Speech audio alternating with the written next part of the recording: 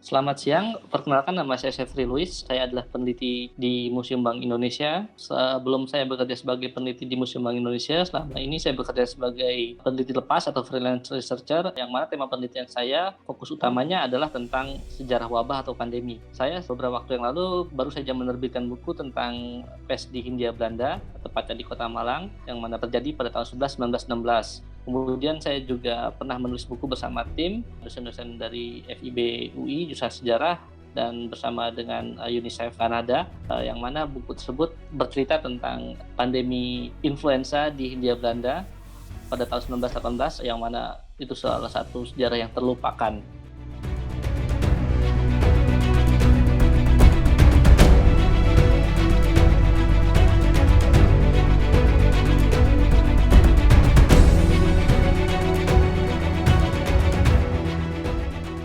Itu adalah salah satu pandemi terbesar dengan jumlah korban terbanyak di dunia hingga saat ini.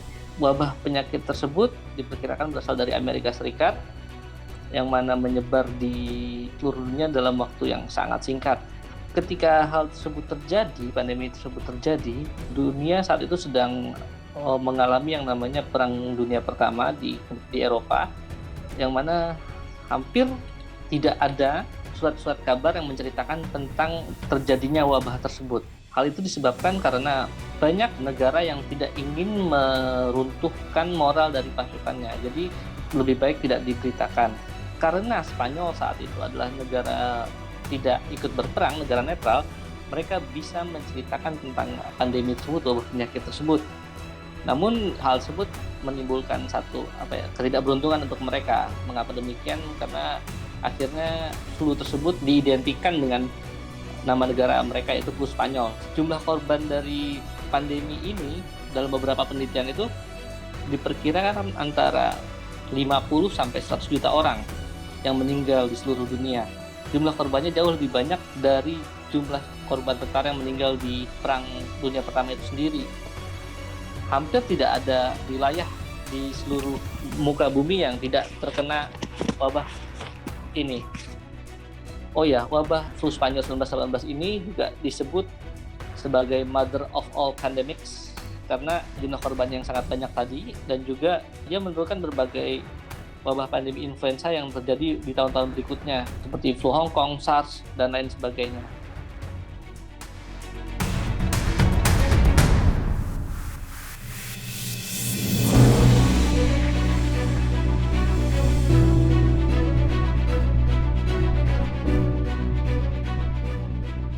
Laporan tentang wabah flu Spanyol ini sebenarnya sudah dikabarkan oleh dua konsuler jenderal Belanda di Hong Kong dan di Singapura kepada pemerintah kolonial Hindia Belanda. Mereka mengabarkan bahwa ada penyakit baru yang berbahaya, penyakit flu, yang mana menimbulkan banyak korban. Tapi sayangnya, pemerintah kolonial Hindia Belanda bersikap arogan. Mereka menyatakan bahwa tidak mungkin penyakit tersebut masuk ke Hindia Belanda. Ternyata dalam waktu singkat, antara pertengahan tahun 1918, mulai muncul laporan-laporan korban-korban dari penyakit ini di berbagai wilayah di Nusantara, terutama di kota-kota besar seperti kota besar di Medan, Batavia, Surabaya, dan lain sebagainya. Bahkan kota-kota kecil pun juga sudah mulai mengirimkan telegram kepada pemerintah kolonial Hindia Belanda yang berpusat di Batavia juga. Mereka mulai panik dan mengatakan apa yang harus kami lakukan, seperti itu. Penyakit ini terbagi dalam dua gelombang. Gelombang pertama yang pertengahan tahun 1918 tersebut, yang mana bersifat mild atau tidak begitu mematikan. Nah, baru pada gelombang kedua yang perkiraan antara September-Oktober 1918 itu yang bersifat mematikan. Jumlah korban yang paling banyak itu terjadi ketika gelombang kedua tersebut. Nah, sayangnya pemerintah kolonial Hindia Belanda tuh ya abai dengan hal tersebut. Mengapa demikian? Karena mereka juga berdebat keras ya. Ketika wabah ini terjadi, ada satu departemen kesehatan di Hindia Belanda yang bernama BGD atau Burgerlijke Geneeskundigedienst. BGD ini dipimpin oleh Dr. De Vogel, yang mana ketika wabah ini mulai terjadi, dia menyatakan bahwa baiknya Batavia ditutup atau dikarantina. Tidak boleh ada keluar masuknya barang dan jasa ke Hindia Belanda. Akan tetapi hal tersebut ternyata diprotes oleh para pengusaha, terutama KPM atau Koninklijk Pakket Vaart Maatschappij, perusahaan pelayaran milik Belanda. yang mana kalau mungkin kalau zaman sekarang bisa disamakan dengan pelni seperti itu. KPM menyatakan bahwa kalau misalnya Hindia Belanda ditutup, itu akan menimbulkan kerugian dan itu akan mengganggu perdagangan. Dan hal tersebut ternyata diamini oleh pemerintah kolonial Belanda, maksudnya mereka tidak menutup Hindia Belanda juga. Jadi KPM tetap berlayar dengan semestinya. Pada tahun 1919 hampir banyak wilayah di Indonesia bagian timur, di Fakfak, di Ambon dan lain sebagainya itu udah terpapar wabah influenza 1918 ini. Untuk daerah mana yang terpapar parah ya di Hindia Belanda? Kalau dari laporan temuan kami itu yang paling parah itu sebenarnya di Jawa. Tadi juga seperti saya sebutkan sebelumnya, laporan terbaru dari Profesor Sudha Chandra yang mencapai jumlah korban mencapai 4,3 juta jiwa. Nah, ada keunikan tersendiri, kebetulan kami mendapatkan peta jumlah tingkat kematian di Pulau Jawa. Kalau kita samakan dengan pandemi COVID-19 sekarang, ada wilayah yang zona merah, zona hitam, dan lain sebagainya. Nah, saat itu zona-zona tersebut juga sudah ada di peta, cuman karena bersifat peta yang sudah selesai ya. Ya, bagian yang hitam itu adalah wilayah timur Pulau Jawa, terutama wilayah Surabaya, Banyuwangi, dan lain sebagainya. Untuk bagian ini, saya pribadi berkesimpulan bahwa mengapa banyak korban meninggal di wilayah tersebut, karena wilayah tersebut adalah wilayah industri, banyak pabrik dan perkebunan di sana. Industri-industri besar yang mana membutuhkan banyak tenaga buruh itu banyak yang berpusat di Surabaya. Seperti saya kebetulan lupa nama beberapa pabriknya yang sampai sekarang pun masih beroperasi meskipun sudah dinasionalisasi oleh pemerintah Indonesia. Banyak orang yang bekerja di pabrik-pabrik tersebut. Selain itu juga Surabaya menjadi pusat dari masuk dan keluarnya barang untuk Pulau Jawa dari wilayah timur Hindia Belanda.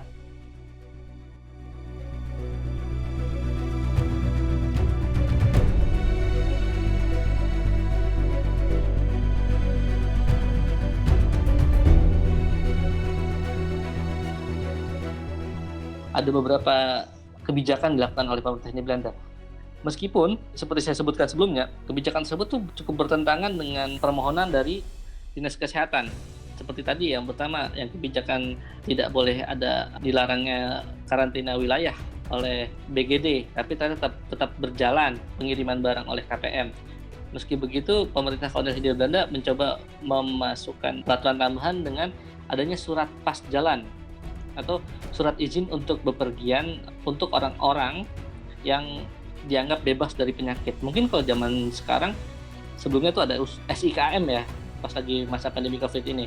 Itu sebenarnya udah terlebih dahulu dilaksanakan di era Hindia Belanda. Nah, ada juga denda-denda ketika ada orang yang terkena penyakit ini dan ketahuan ada di kapal KPM, itu KPM bisa kena denda, kapten kapalnya. Nah, itu yang membuat protes sebenarnya dari KPM karena mereka nggak mau kena denda dari peraturan-peraturan tersebut. Terus yang kedua, kebijakan yang lainnya adalah yang bertentangan ya. BGD itu meminta untuk masyarakat agar tidak berkumpul, dilarang berkumpul. Nah, masalahnya adalah ternyata hal tersebut ditolak oleh salah satu pejabat di Dinas Kehakiman, kalau nggak salah The Root First, yang menyatakan jika masyarakat dilarang untuk berkumpul, itu akan menimbulkan keresahan. Nah, masalahnya adalah karena ini penyakit influenza yang sifatnya airborne disease, atau penyakit yang bisa disebarkan lewat udara atau droplet dan lain sebagainya, larangan berkumpul itu adalah sebenarnya suatu kewajiban, tapi karena dianggap bisa meresahkan masyarakat dan bisa menimbulkan pergolakan, akhirnya hal tersebut tidak dilakukan dan jumlah korban semakin banyak karena ketidaktahuan masyarakat terhadap penyakit ini, misinformasi, gap informasi antara pejabat kolonial dan masyarakat terpelajar ke masyarakat umum Hindia Belanda itu sangat jauh.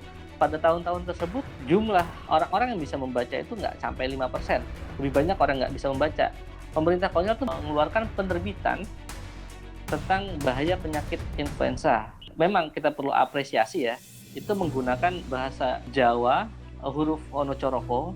Terbitan tersebut judulnya Leloro Influenza. Kemudian juga menerbitkan juga terbitan lain yang judulnya Awas Bahaya Penyakit Influenza. Itu menggunakan bahasa Melayu pasar, cikal bakal bahasa Indonesia. Kita perlu apresiasi, sangat perlu diapresiasi karena pemerintah kolonial berusaha mendekatkan kepada masyarakat bagaimana cara menanggulangi wabah ini.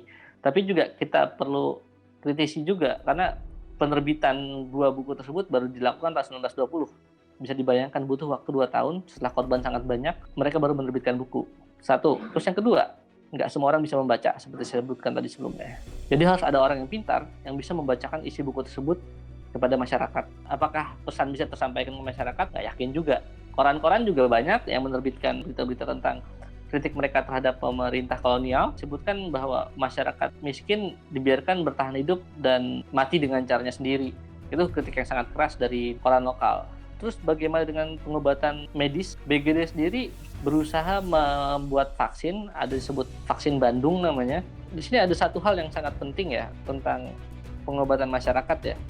BGD sendiri ternyata juga menggunakan kearifan lokal untuk menanggulangi wabah penyakit ini. Mungkin karena masalah dana atau budget kali ya, karena nggak memberikan pengobatan kepada seluruh penduduk di Hindia Belanda. Selain itu juga jumlah dokter, perbandingan dokter di Hindia Belanda itu sangat jauh. Satu dokter mungkin bisa berapa puluh ribu orang, atau mungkin ratusan ribu orang, dan itu rata-rata terpusat hanya di Pulau Jawa saja, dan kota-kota besar di wilayah Hindia Belanda lainnya, di Pulau besar Hindia Belanda lainnya. Nah, mereka itu menyarankan untuk menggunakan metode pengobatan lokal seperti mungkin itu sampai sekarang ya masih dipergunakan ya. Seperti jika pasien mengalami batuk, disarankan untuk meminum perasan jeruk nipis dan kecap. Nah itu kan vitamin C dan dianggap bisa melegakan tenggorokan. BGD juga mengambil kearifan lokal juga, misalnya ketika orang sakit disuruh menyiapkan minyak sayur, minyak kelapa, dikasih potongan-potongan seperti bawang dan lain-lain untuk dibalurkan di punggung untuk melegakan. Terus juga ada air lebusan labu dan dikasih garam misalnya untuk orang-orang yang demam seperti itu. Terus juga minum temulawak, rebusan temulawak. Itu sebenarnya udah dilakukan juga oleh pemerintah kolonial Hindia Belanda lewat BGD. Jadi mereka memanfaatkan kearifan lokal untuk memudahkan masyarakat mendapatkan pengobatan. Karena itu bisa diambil di kebun-kebun mereka sendiri, seperti itu. Pemerintah juga mungkin kalau zaman sekarang istilahnya kekebalan kelompok atau herd immunity. Jadi pemerintah kolonial Hindia Belanda, saya sih berani bilang abai ya. Mengapa demikian? Karena ternyata banyak residen-residen di wilayah atau di daerah yang meminta pertolongan, tapi ya nggak dijalankan dengan sebaik mungkin. Bahkan ada beberapa residen yang menuliskan satu tulisan yang baik tentang bagaimana penyebaran penyakit ini dari desa ke desa. Jadi karena orang-orang penduduk Bumi Putra yang nggak tahu kalau mereka terinfeksi, terpapar, mereka tetap berjalan. Akhirnya, bagaimana penyakit ini bisa hilang? Di seluruh dunia butuh 3 tahun ya untuk manusia beradaptasi. Ini pendapat saya pribadi. Karena tiba-tiba pada tahun 1921 penyakit ini menghilang. Dokter-dokter atau para ahli menganggap bahwa masyarakat sudah kebal dengan penyakit ini, yang mana tanpa sadar antibodi atau imun tubuh sudah terbentuk, dan akhirnya flu Spanyol ini menjadi common flu atau flu biasa yang mungkin kita biasa idap saat ini, seperti itu.